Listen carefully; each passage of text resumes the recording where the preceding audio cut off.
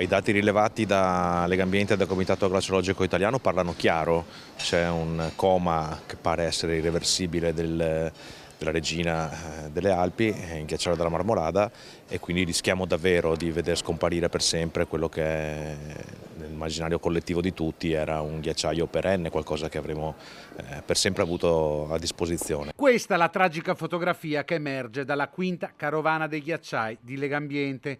Con la crisi climatica dal 1888 il ghiacciaio della Marmolada è arretrato di 1200 metri e negli ultimi 5 anni ha perso 7 ettari di superficie, pari a 98 campi da calcio. Il ghiacciaio della Marmolada potrebbe scomparire.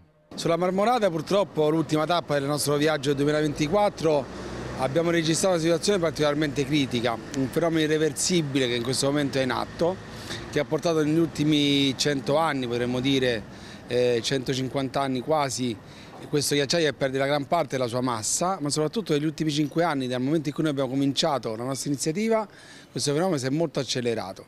Questo ci ha portato a concludere anche oggi, in occasione della conferenza stampa, che da qui al 2050 probabilmente questo ghiacciaio non esisterà più se non qualche residuo. Una condanna a morte che il ghiacciaio della Marmolada condivide con i due ghiacciai più grandi delle Alpi, quello dell'Adamello, situato tra Lombardia e Trentino, e quello dei Forni in Lombardia, tutti e tre posti sotto i 3500 metri.